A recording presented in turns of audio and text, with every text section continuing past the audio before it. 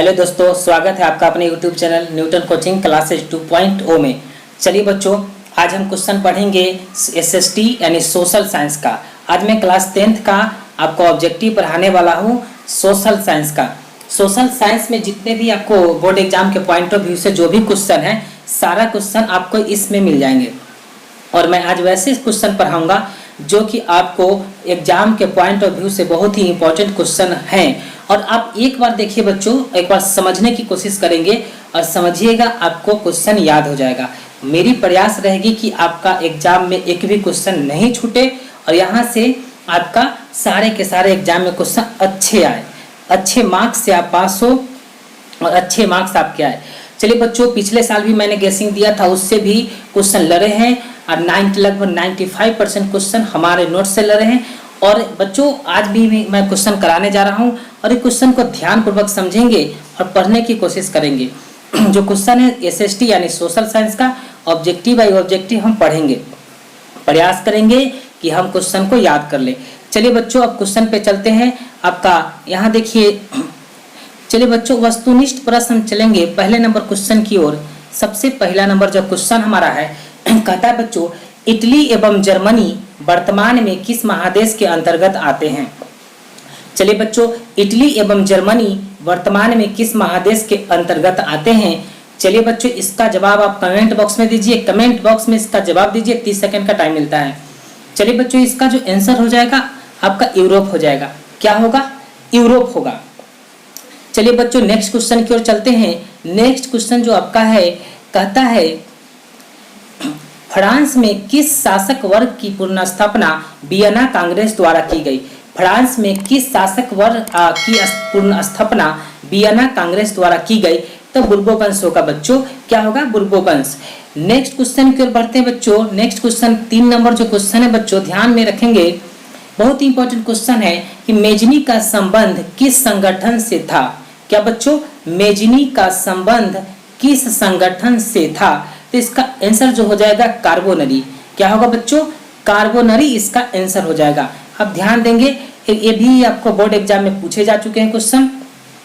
अब नेक्स्ट किस क्वेश्चन आते हैं, 4 नंबर क्वेश्चन, 4 नंबर क्वेश्चन बच्चों चलते हैं। कहता है इटली एवं जर्मनी के एकीकरण के विरुद्ध कौन था? इटली एवं जर्मनी के एकीकरण के विरुद्ध कौन था बच्चों? जवाब दीजिए।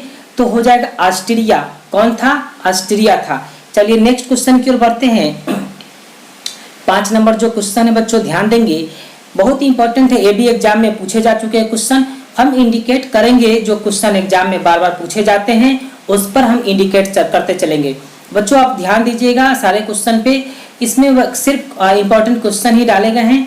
चलिए अगले पढ़ते हैं क्वेश्चन। कहता है काउंट काबूर को विक्टर एमेनुअल ने किस पद पर नियुक्त किया? क्या बच्चों?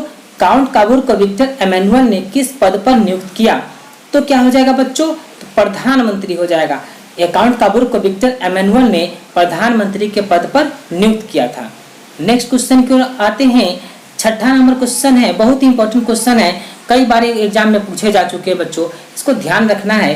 गैरीबाल्डी पेशे से क्या था? गैरीबाल्डी पेशे से क्या था?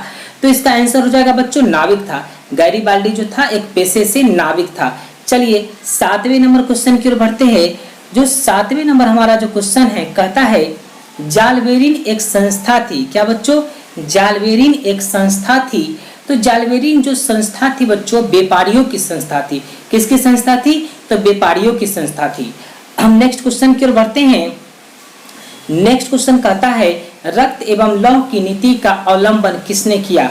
चलिए बच्चों, क्या क्वेश्चन है? रक्त एवं लौह की नीति का अवलंबन किसने किया? तो इसका जो जवाब होगा आपका बिस्मार्क हो जाएगा। क्या होगा बच्चों? बिस्मार्क इसका आंसर हो जाएगा। चलिए अब 9 नंबर क्वेश्चन, 9वें क्वेश्चन पे चलते हैं। 9वें क्वेश्चन क्या कहता है?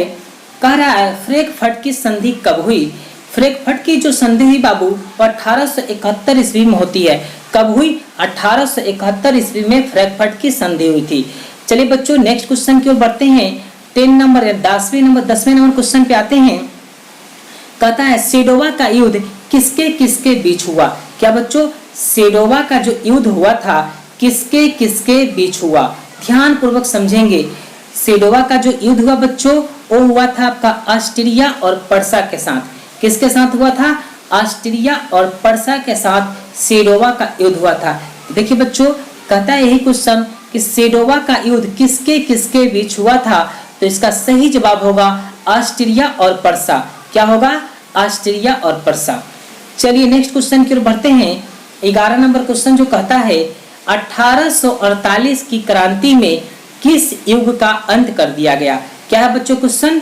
1848 की क्रांति में किस युग का अंत कर दिया गया? तो पुरातन युग का अंत हो जाता है 1848 में। पुरातन युग का अंत जो हो गया 1848 ईस्वी में हो जाता है। चलिए बच्चों नेक्स्ट क्वेश्चन की ओर बढ़ते हैं। नेक्स्ट क्वेश्चन कहता है हमारा हंगरी की राजधानी कहाँ है?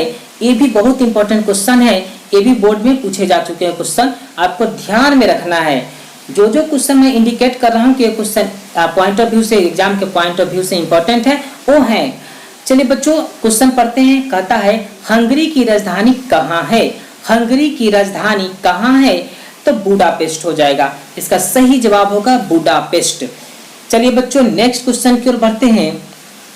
नेक्स्ट क्वेश्चन जो कहता है रूस में कृषक दास प्रथा का अंत कब हुआ? मैं 2 बार क्वेश्चन को पढ़ूंगा ताकि आपको ध्यान में आ जाए। चलिए बच्चों क्वेश्चन है आपका रूस में कृषक दास प्रथा का अंत कब हुआ? तो ये इसका सही जवाब हो जाएगा 1861 ईस्वी में। कब हुआ? 1861 ईस्वी में। चलिए बच्चों नेक्स्ट क्वेश्चन की ओर चलते हैं। अगले क्वेश्चन कह रहा है रूस में जार का अर्थ क्या होता है? रूस में जार का अर्थ क्या होता है? तो इसका सही जवाब हो जाएगा बच्चों रूस का सम्राट। क्या होगा? रूस का सम्राट। रूस में जार को, जार किसको बोलते हैं? राजा को बोलते हैं। और रूस में जो है ना, रूस के जो राजा होते हैं वहां पे जार बोला जाता है। चलिए नेक्स्ट क्वेश्चन की ओर आते हैं। नेक्स्ट क्वेश्चन है, ये भी क्वेश्चन एग्जाम के पॉइंट ऑफ व्यू से इंपॉर्टेंट है। चलिए बच्चों क्वेश्चन जो कहता है बार एवं पीस किसकी रचना है? बार एवं पीस किसकी रचना है? तो कहता है इसका सही जवाब हो जाएगा टॉलस्टॉय। क्या बच्चों? टॉलस्टॉय। इसका सही जवाब टॉलस्टॉय हो जाएगा। चलिए नेक्स्ट क्वेश्चन की ओर बढ़ते हैं। कहता है बोल्शेविक क्रांति कब हुई? चलिए क्वेश्चन जो कहता है कि बोल्शेविक क्रांति कब हुई, तो बोल्शेविक जो क्रांति हुई थी बच्चों नवंबर 1917 ईस्वी में हुई थी। कब हुई थी? नवंबर 1917 में बोल्शेविक क्रांति हुई थी। अब नेक्स्ट क्वेश्चन की ओर बढ़ते हैं। नेक्स्ट क्वेश्चन जो है कहता है लाल सेना का गठन किसने किया? ये भी इंपॉर्टेंट क्वेश्चन है बच्चों, ये भी कुछ क्वेश्चन पूछा जा चुका है। कहता है लाल सेना का गठन किसने किया? तो इसका सही जवाब हो जाएगा बच्चों टोटोस्की। क्या होगा? टोटोस्की। जो लाल सेना का जो गठन किया था टोटोस्की ने किया था। चलिए अगले क्वेश्चन की ओर बढ़ते हैं। ये भी क्वेश्चन इंपॉर्टेंट है। चलिए बच्चों क्वेश्चन कहता है लेनिन की मृत्यु कब हुई? तो लेनिन की जो मृत्यु हो जाती है 1924 ईस्वी को। देखिए यहाँ पे थोड़ा फॉल्ट है, यहाँ पे 924 नहीं होगा बल्कि 1924 होगा। क्या होगा बच्चों? 1924 ईस्वी होगा। ध्यान में रखेंगे आप, यहाँ थोड़ा मिसप्रिंट है। तो लेनिन की जो मृत्यु हो गई, जो होती है मृत्यु लेनिन की, वो 1924 ईस्वी को हुई। कब हुई? तो 1924 ईस्वी को। चलिए नेक्स्ट क्वेश्चन की ओर आते हैं। कहता अंकोरवाट का मंदिर कहाँ स्थित है? जो अंकोरवाट का जो मंदिर है बच्चों, यहाँ पे देखिए थोड़ा सा समझिएगा। यहाँ अब दिखने लगा होगा आपको कि लेनिन की मृत्यु कब हुई थी। तो जो लेनिन की जो मृत्यु हुई थी वो 1924 ईस्वी में हुई थी। कब हुई थी बच्चों? तो 1924 ईस्वी में लेनिन की मृत्यु होती है। चलिए नेक्स्ट क्वेश्चन की ओर बढ़ते हैं। कहता है अंकोरवाट का मंदिर कहाँ स्थित है? क्वेश्चन है अंकोरवाट का मंदिर कहाँ स्थित है? तो अंकोरवाट का जो मंदिर है बच्चों वो कंबोडिया में स्थित है। ये भी क्वेश्चन एग्जाम में पूछे जा चुके हैं, इसको भी ध्यान में रखना है। अंकोरवाट का मंदिर कहाँ स्थित है? तो आंसर हो जाएगा कंबोडिया। इसका जवाब हो जाएगा, सही जवाब होगा कंबोडिया। चलिए बच्चों नेक्स्ट क्वेश्चन की ओर बढ़ते हैं। ये 20 नंबर क्वेश्चन आपका है। कहता है नई आर्थिक नीति कब लागू हुई? नई आर्थिक नीति कब लागू हुई? तो इसका सही जवाब हो जाएगा 1921 ईस्वी में नई आर्थिक नीति लागू हुई थी। चलिए बच्चों फिर से क्वेश्चन पढ़ते हैं। नई आर्थिक नीति कब लागू हुई? तो इसका सही जवाब होगा 1921 ईस्वी को। कब हुई थी बच्चों? तो 1921 ईस्वी को नई आर्थिक नीति लागू हुई थी। अगले क्वेश्चन पे आते हैं। 21 नंबर जो क्वेश्चन क्या कह रहा है समझिएगा। 21 नंबर क्वेश्चन कहता है बच्चों, जनसंख्या का अधिक घनत्व कहाँ मिलता है? यानी सबसे जनसंख्या का जो अधिक घनत्व मिलता है वो कहाँ मिलता है? तो महानगर में मिलता है। चलिए बच्चों समझिएगा, जो जनसंख्या जो पॉपुलेशन है इसका जो घनत्व सबसे ज्यादा कहाँ मिलता है? तो जनसंख्या का सबसे ज्यादा घनत्व महानगर में मिलता है, बड़े बड़े शहरों में मिलता है। तो क्या होगा आंसर बच्चों? महानगर हो जाएगा। आते हैं 22 नंबर क्वेश्चन पे। 22 नंबर क्वेश्चन क्या कहता है कि महात्मा गांधी ने किस पत्रिका का संपादन किया? क्या है? महात्मा गांधी ने किस पत्रिका का संपादन किया? तो इसका सही जवाब होगा यंग इंडिया। इसको ध्यान में रखेंगे, बहुत ही इंपॉर्टेंट क्वेश्चन है। मैं जो भी सिर्फ इसमें जो पढ़ा रहा हूं आप देख पाएंगे, यहाँ से देख रहे होंगे कि इंपॉर्टेंट क्वेश्चन ही आपके पास है। ये है आपको इंपॉर्टेंट क्वेश्चन ही हम पढ़ा रहे हैं और ये है आपको लगभग ये मान लो, विश्वास कर लो बच्चों कि क्वेश्चन बोर्ड एग्जाम में इसी से आएंगे। भरोसा करो कि इससे ही आएंगे क्वेश्चन, ये मैं गारंटी देता हूँ। चलिए बच्चों क्वेश्चन पे अब चलते हैं। महात्मा गांधी ने किस पत्रिका का संपादन किया? जो महात्मा गांधी ने किस पत्रिका का संपादन किया तो हो जाएगा यंग इंडिया। क्या बच्चों? Young India. नेक्स्ट क्वेश्चन की ओर बढ़ते हैं। कहता है लंदन में अनिवार्य प्राथमिक शिक्षा कब लागू हुई? जो लंदन है, लंदन में जो अनिवार्य प्राथमिक शिक्षा कब लागू हुई? तो इसका सही जवाब बताइए बच्चों, कमेंट बॉक्स में जाइए, इसका जवाब दीजिए जरा, क्या होगा इसका आंसर बताइए जरा। तो इसका सही जवाब होगा बच्चों, लंदन में जो अनिवार्य प्राथमिक शिक्षा जो लागू हुई थी वो आपको 1871 ईस्वी में लागू हुई थी। कब हुई थी बच्चों? तो 1871 ईस्वी में हुई थी। अब नेक्स्ट क्वेश्चन की ओर बढ़ते हैं। कहता है भारत में गिरमिटिया मजदूर बिहार के कौन से क्षेत्र से भेजे जाते थे? एक क्वेश्चन है 24 नंबर 24 नंबर क्वेश्चन। भारत में गिरमिटिया, यहाँ थोड़ा मिस है, गिरमिटिया लिखा हुआ है। तो भारत में गिरमिटिया मजदूर बिहार के कौन से क्षेत्र से भेजे जाते थे? तो भारत में जो गिरमिटिया मजदूर जो भेजे जाते थे बच्चों, वो आपका बिहार के पश्चिमी क्षेत्र से भेजे जाते थे। कहां से भेजे जाते थे? तो पश्चिमी क्षेत्र से भेजे जाते थे। अब नेक्स्ट क्वेश्चन 25 नंबर क्वेश्चन पे आते हैं। 25 नंबर जो क्वेश्चन कर रहा है बच्चों, कहता है विश्व आर्थिक संकट कब आरंभ हुआ? बहुत ही इंपॉर्टेंट क्वेश्चन है, ये भी आपको एग्जाम के पॉइंट ऑफ व्यू से बहुत ही इंपॉर्टेंट है बच्चों क्वेश्चन। आप इसको ध्यान पूर्वक देखिए और पढ़िए समझिए। विश्वव्यापी आर्थिक संकट कब आरंभ हुआ? तो ये हुआ 1929 ईस्वी को। कब हुआ बच्चों?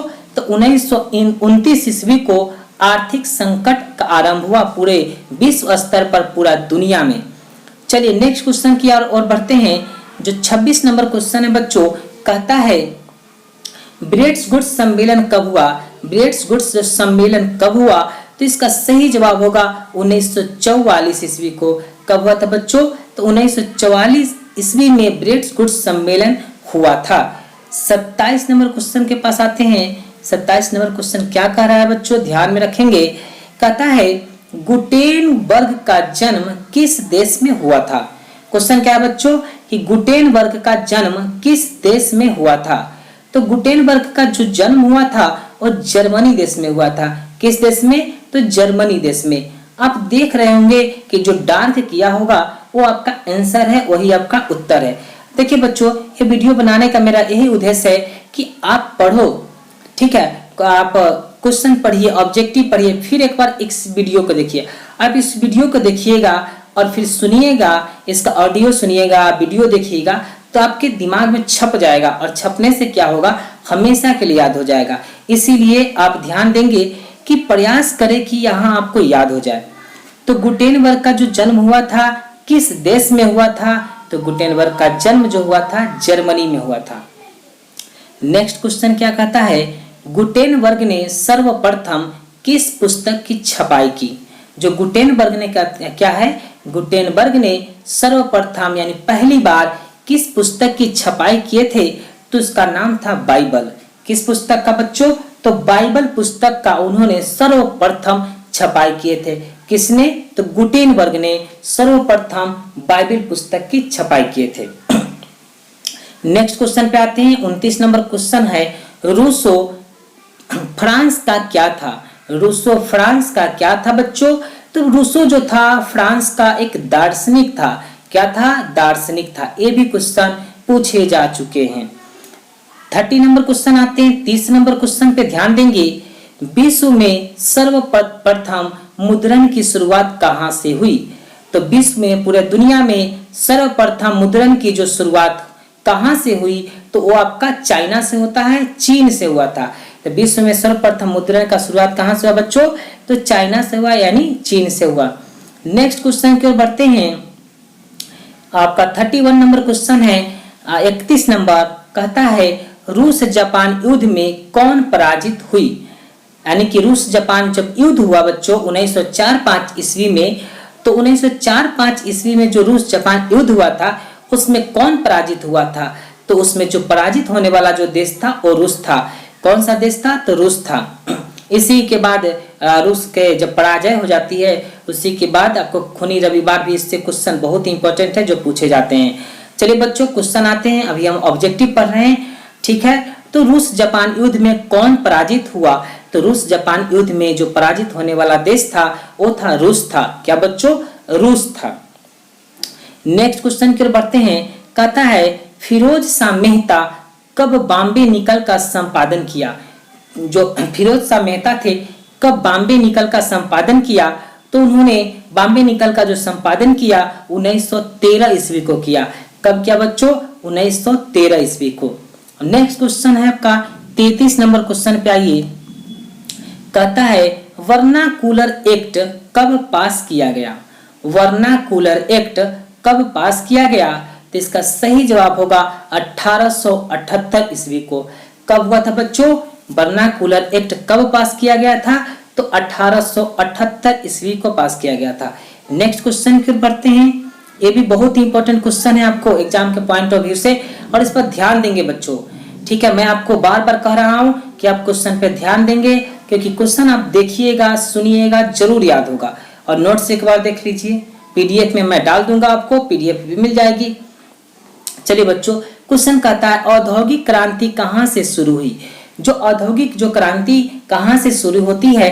तो इंग्लैंड से शुरू हुई। औद्योगिक क्रांति कहाँ से शुरू हुई बच्चों? तो इंग्लैंड से शुरू हुई। नेक्स्ट क्वेश्चन आते हैं 34 नंबर। कहता है, भूमंडलीकरण की शुरुआत कब हुई? भूमंडलीकरण की शुरुआत कब हुई? तो इसका सही जवाब हो जाएगा 1990 ईस्वी को। कब हुआ बच्चों? तो 1990 ईस्वी में भूमंडलीकरण की शुरुआत हुई। नेक्स्ट क्वेश्चन पे आते हैं बच्चों। क्या क्वेश्चन है? मुंबई क्या है? जो मुंबई क्या है, जो जिसको पहले बंबई बोलते थे, आज जो मुंबई है, मुंबई क्या है? तो मुंबई एक वाणिज्यिक राजधानी है बच्चों। क्या है? मुंबई क्या है? तो वाणिज्यिक राजधानी है मुंबई। नेक्स्ट क्वेश्चन की ओर बढ़ते हैं। 36 नंबर क्वेश्चन है कि वाष्प इंजन के खोजकर्ता कौन थे? जो वाष्प इंजन है उसके जो खोजकर्ता है कौन थे? तो इसका सही जवाब हो जाएगा बच्चों जेम्स वाट।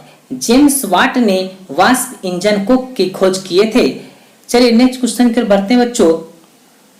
अगला क्वेश्चन जो है आपके सामने, आपको स्क्रीन पर दिख रहा होगा कि 37 नंबर जो क्वेश्चन है, गांधीवादी चरण कब से कब माना जाता है?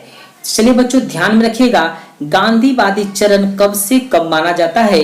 तो जो गांधीवादी जो चरण था बच्चों 1919 से 1947 तक माना जाता है।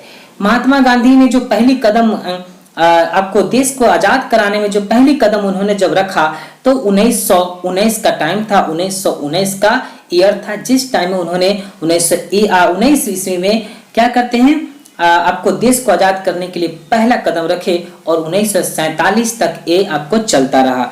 क्योंकि 1917 में महात्मा गांधी आते हैं आपको दक्षिण अफ्रीका से लौट के, तो 19 से इन्होंने आंदोलन शुरू कर दिए थे। पहली आंदोलन जो हुई थी आपको पता होगा, चंपारण आंदोलन। जो चंपारण आंदोलन बहुत ही इंपॉर्टेंट वो भी क्वेश्चन है, उससे भी बनता है। चलिए बच्चों, यहाँ तो ऑब्जेक्टिव पढ़ रहे हैं, इसको पहले पढ़े। तो गांधीवादी चरण कब से कब माना जाता है? तो 1919 से 1947 ईस्वी को। नेक्स्ट क्वेश्चन आते हैं कि चौरी चौरा कांड कब हुआ? चौरी चौरा कांड कब हुआ बच्चों? ये भी इंपॉर्टेंट क्वेश्चन ही है। तो 5 फरवरी 1922 ईस्वी को, कब बच्चों? 5 फरवरी 1922 ईस्वी को क्या हुआ था? चौरी चौरा कांड हुआ था। चौरी चौरा कांड कब हुआ बच्चों? तो आपका याद रखेंगे 5 फरवरी 1922 ईस्वी को। नेक्स्ट क्वेश्चन चलते हैं, कांग्रेस के प्रथम अध्यक्ष कौन थे? कांग्रेस के प्रथम अध्यक्ष कौन थे? तो कांग्रेस के जो प्रथम अध्यक्ष थे बच्चों, उनका नाम था बिमलेश चंद्र बनर्जी। यहाँ बनर्जी छूट गया है, इनका टाइटल है बनर्जी। कांग्रेस के जो प्रथम अध्यक्ष थे बच्चों, वो बिमलेश चंद्र बनर्जी थे। आप इससे भी पकड़ सकते हैं, ऑब्जेक्टिव रहते हैं, ऑप्शनल क्वेश्चन रहते हैं। तो बिमलेश चंद्र है तो बनर्जी होगा, वहां पे आप टिक मारेंगे कि बिमलेश चंद्र बनर्जी कांग्रेस के प्रथम अध्यक्ष थे। यहाँ आपका बनर्जी छूट गया है। अगले क्वेश्चन पे बढ़ते हैं। 39 नंबर क्वेश्चन है बच्चों, कहता है बंगाल विभाजन वापस कब हुई? तो बंगाल विभाजन जो वापस कब ले लिया गया, तो वह टाइम था 1911 ईस्वी का। 1911 ईस्वी में बंगाल विभाजन को वापस कर लिया गया, वापस हुई थी। 40 नंबर क्वेश्चन पे आते हैं, कहता है हिंदू महासभा कहाँ हुआ? जो हिंदू महासभा हुआ बच्चों, कहाँ हुआ? तो हिंदू महासभा जो हुआ वो केरल में हुआ। कहाँ हुआ बच्चों? तो हिंदू महासभा कहाँ हुआ? तो हिंदू महासभा आपका हुआ केरल में। हिंदू महासभा कहाँ हुआ? तो केरल में। मोपला विद्रोह कब हुआ? क्वेश्चन पर ध्यान देंगे, आपको जूम कर दिया, आपको अच्छे से दिख रहा होगा, उम्मीद करते अच्छे से दिख रहा होगा। कोई परेशानी है तो कमेंट बॉक्स में करिए, कमेंट बॉक्स में अपना कमेंट दीजिए कि कैसे ये आपको अच्छा लग रहा है या नहीं लग रहा है। तो चलिए क्वेश्चन पे 41 नंबर जो क्वेश्चन है बच्चों, मोपला विद्रोह कब हुआ? मोपला विद्रोह कब हुआ? तो 1915 ईस्वी में मोपला विद्रोह हुआ। कब हुआ बच्चों? तो 1915 ईस्वी में मोपला विद्रोह हुआ। नेक्स्ट क्वेश्चन की ओर बढ़ते हैं। कहता है ये भी इंपॉर्टेंट क्वेश्चन है बच्चों, ये भी क्वेश्चन एग्जाम में पूछे जा चुके हैं। कहता है 42 नंबर क्वेश्चन, दास कैपिटल किसने लिखा? दास कैपिटल किसने लिखा? ये भी क्वेश्चन एग्जाम में पूछे जा चुके हैं। आप ध्यान देंगे, मैं आपको इंडिकेट बार बार कर रहा हूं, जो एग्जाम में क्वेश्चन पूछे जाते हैं मैं बार बार बता रहा हूं कि दास कैपिटल किसने लिखा। दास कैपिटल किसने लिखा? तो कार्ल मार्क्स ने लिखा था। कौन लिखा था बच्चों? जवाब देंगे कार्ल मार्क्स आंसर होगा। क्या होगा? Karl Marx. चेका क्या था? चेका क्या था? तो चेका आपका था गुप्त पुलिस संगठन था। क्या था बच्चों? चेका क्या था? तो गुप्त पुलिस संगठन था, यानी कि खुफिया एजेंसी था। चलिए नेक्स्ट क्वेश्चन की ओर बढ़ते हैं। अगला जो क्वेश्चन कह रहा है आपका कि नई आर्थिक नीति किसने लागू किया? देखिए क्वेश्चन आपको दिखने लगा होगा कि नई आर्थिक नीति किसने लागू किया। चलिए बच्चों इसका जवाब दीजिए, क्योंकि ये बहुत ही फेमस के बारे में है, लेनिन के बारे में बात कही जा रही है। तो नई आर्थिक नीति किसने लागू किया था? तो लेनिन ने किया था। चलिए बच्चों अगले क्वेश्चन पे 45 नंबर क्वेश्चन आते हैं। कहता है कार्ल मार्क्स की मृत्यु कब हुई? कार्ल मार्क्स की मृत्यु कब हुई? तो कार्ल मार्क्स की जो मृत्यु हुई थी 1883 ईस्वी को हुई थी। कब हुई थी बच्चों? 1883 ईस्वी को कार्ल मार्क्स की जो मृत्यु हुई थी 1883 ईस्वी को। चलिए नेक्स्ट क्वेश्चन की ओर बढ़ते हैं। 46 नंबर 46 नंबर क्वेश्चन है बच्चों कि स्टालिन की मृत्यु कब हुई? स्टालिन की मृत्यु कब हुई? तो स्टालिन की जो मृत्यु हुई थी 1953 ईस्वी में हुई थी। कब हुई थी बच्चों? तो 1953 ईस्वी में हुई थी। नेक्स्ट क्वेश्चन के 47 नंबर क्वेश्चन कहता है हीगेल क्या था? हीगेल क्या था? तो हीगेल जो था बाबू वो दार्शनिक था। क्या था? हीगेल क्या था बउआ? तो दार्शनिक था। याद रखिए क्वेश्चन कि हीगेल क्या था? तो दार्शनिक था। चलिए बाबू आगे क्वेश्चन की ओर बढ़ते हैं। 48 नंबर क्वेश्चन आप लोग अच्छे से पढ़िए, मन लगा के पढ़िए। लॉकडाउन में चाहे क्लास बंद है उससे आपको कोई इफेक्ट नहीं पड़ना चाहिए, आप ध्यान पूर्वक पढ़िए और इससे आप अच्छे नंबर लाइए, अच्छे मार्क्स लाइए। ठीक है, मेरे तरफ से बेस्ट ऑफ गुड लक है। आप लोग अच्छे से मेहनत करिए, खूब पढ़ाई करिए और अच्छा मार्क्स लाने की कोशिश करिए। अब मैं इसके बाद आपको बता दूं कि आज मैं हिस्ट्री का ऑब्जेक्टिव करा रहा हूं, इसके बाद मैं ज्योग्राफी का कराऊंगा, इकोनॉमिक्स का कराऊंगा, उसके बाद आपको बता दूं डिजास्टर मैनेजमेंट का कराऊंगा, उसके बाद आपका पॉलिटिकल साइंस का कराएंगे, उसके बाद आपको हिंदी का भी क्वेश्चन कराएंगे बच्चों, और मैथ का तो आपको क्वेश्चन वो भी कराएंगे, मैथ का भी क्वेश्चन आपको होगा। तो सारे के सारे क्वेश्चन हम कराने की प्रयास करेंगे। और आप मेरे चैनल पर नए हैं तो जाके मेरे चैनल को सब्सक्राइब करिए। जो बगल में जो सब्सक्राइब लाल कलर का रेड कलर का जो सब्सक्राइब बटन दिख रहा है उस पर आप क्लिक करिए और उसके बगल में जो बेल आइकन है, घंटी है, उसको दबा दीजिए। और दबाने के बाद ऑल जरूर कर देना बच्चों, क्योंकि ऑल करने से क्या होगा ना, हम जितने भी वीडियो डालेंगे वो आपको पता चल जाएगा, नोटिफिकेशन चल जाएगा और उससे आप देख पाएंगे कि सर ने वीडियो डाला। सर ने जब वीडियो डाला तो आप देखेंगे। इसलिए बच्चों कह रहे हैं, बगल में जो फिर से कह रहे हैं कि बगल में जो सब्सक्राइब लिखा हुआ है रेड कलर का, उसको दबा दो बच्चों। और उसके बगल में घंटी है, उसको भी दबा देना और ऑल कर देना। चलिए बच्चों अब क्वेश्चन की ओर बढ़ते हैं। नेक्स्ट क्वेश्चन कह रहा है वियना सम्मेलन कब हुआ? तो वियना सम्मेलन कब हुआ? तो 1815 ईस्वी में हुआ। कब हुआ बच्चों? तो 1815 ईस्वी में वियना सम्मेलन हुआ। 50 नंबर क्वेश्चन है आपका, मेटरनिक का पतन कब हुआ? तो मेटरनिक का पतन कब हुआ बच्चों? जरा आंसर जब बताइएगा, इसका जवाब बताइएगा। तो मेटरनिक का जो पतन हुआ 1848 ईस्वी को हुआ। कब हुआ बच्चों? तो 1848 ईस्वी को मेटरनिक का पतन हो गया, मेटरनिक की शासन खत्म हो गई। आगे चलते हैं। 51 नंबर क्वेश्चन है, 51 नंबर क्वेश्चन कि इटली का एकीकरण कब हुआ? इटली का एकीकरण कब हुआ? तो 1871 ईस्वी को हुआ। कब हुआ बच्चों? इटली का एकीकरण कब हुआ? तो 1871 ईस्वी में इटली का एकीकरण हुआ। चलिए 52 क्वेश्चन चलेंगे बच्चों। देखिएगा, कहता है कोसुत कौन था? कोसुत कौन था? चलिए क्वेश्चन पे ध्यान देंगे। कहता है कोसुत कौन था? तो कोसुत जो था बाबू वो हंगरियन राष्ट्रवादी नेता था। क्या था? हंगरियन राष्ट्रवादी नेता था। कोसुत जो था हंगरियन राष्ट्रवादी क्या था बच्चों? नेता था। यूनान की स्वतंत्रता कब मिली? यूनान की स्वतंत्रता कब मिली? तो यूनान की जो स्वतंत्रता मिली, आजादी जो मिलती है वो आपका 1832 ईस्वी मिली। यूनान की स्वतंत्रता कब मिली? तो 1832 ईस्वी में यूनान को स्वतंत्रता मिलती है, आजादी मिलती है। अब अगले क्वेश्चन की ओर चलेंगे। 54 नंबर क्वेश्चन है, 54 नंबर क्वेश्चन है कि पोलैंड का आंदोलन कब हुआ? पोलैंड का आंदोलन कब हुआ? तो 1863 ईस्वी में पोलैंड का आंदोलन हुआ था। कब हुआ था बच्चों? तो पोलैंड का जो आंदोलन हुआ था 1863 ईस्वी में हुआ था। उसके बाद अगले क्वेश्चन की ओर बढ़ेंगे। कहता है नेपोलियन बोनापार्ट का पतन कब हुआ? नेपोलियन बोनापार्ट का पतन कब हुआ? तो इसका सही जवाब हो जाएगा 1814 ईस्वी को। कब हुआ था नेपोलियन बोनापार्ट का पतन? तो 1814 ईस्वी में। और उसी टाइम से 1814 में नेपोलियन बोनापार्ट का शासन खत्म होता है, फिर उसका मेटरनिक आता है। चलिए बच्चों क्वेश्चन की ओर बढ़ते हैं। कहता है क्रीमिया युद्ध में कौन विजय हुआ? क्रीमिया युद्ध में कौन विजय हुआ? तो क्रीमिया युद्ध में जो विजय हुआ, देखिएगा क्वेश्चन की ओर, थोड़ा सा इसको छोटा कर देते हैं। क्रीमिया युद्ध में कौन विजय हुआ? तो क्रीमिया युद्ध में जो विजय हुआ वो होता है आपका फ्रांस विजय होता है। क्रीमिया युद्ध में कौन विजय हुआ बच्चों? तो फ्रांस विजय हुआ।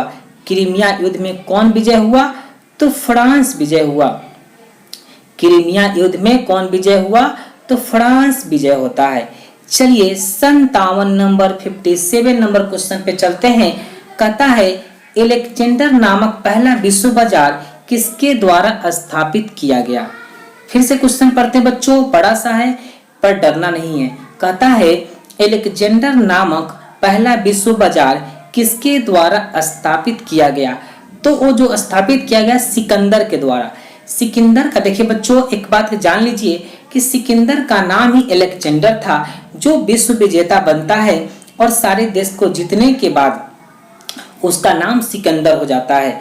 तो सिकंदर बाद में होता है, लेकिन उसका जो नाम था एलेक्जेंडर था, इसीलिए अपने नाम पर उसने बाजार का नाम एलेक्जेंडर रखा। एलेक्जेंडर नामक पहला विश्व बाजार, पूरा दुनिया का बाजार बनाया, स्थापित किया, वो सिकंदर ने बनाया था। और विश्व विजेता भी कौन है? सिकंदर है। पूरा दुनिया को जीतने वाला सिकंदर था। अब नेक्स्ट क्वेश्चन की ओर चलते हैं बच्चों, थोड़ा इसका छोटा कर लेते हैं। हाँ चलिए, कहता है प्राचीन काल में रेशम मार्ग से कहाँ का व्यापार होता था? प्राचीन काल में रेशम मार्ग से कहाँ का व्यापार होता था? तो व्यापार होता था एशिया और यूरोप का। एशिया, हम लोग किस महादेश में रहते बच्चों? कमेंट बॉक्स में इसका जवाब देंगे आप। कमेंट बॉक्स में आप इसका जवाब देंगे, हम लोग किस महादेश में रहते हैं। और यहाँ देखिए क्वेश्चन कह रहा है प्राचीन काल में रेशम मार्ग से कहाँ का व्यापार होता था? तो कहाँ का व्यापार होता था? तो एशिया और यूरोप का व्यापार होता था। और एक क्वेश्चन आपको है कमेंट में बॉक्स में करना है कि हम लोग किस महादेश में रहते हैं। चलो अगले क्वेश्चन कर बढ़ते हैं। कहता है कौन से सामाजिक वर्ग बुद्धिजीवी वर्ग के रूप में उभर कर आया? कौन से सामाजिक वर्ग बुद्धिजीवी वर्ग के रूप में उभर कर आया? तो इसका सही जवाब होगा बच्चों मध्यम वर्ग। क्या हो जाएगा? मध्यम वर्ग। कौन से सामाजिक वर्ग बुद्धिजीवी वर्ग के रूप में उभर कर आया?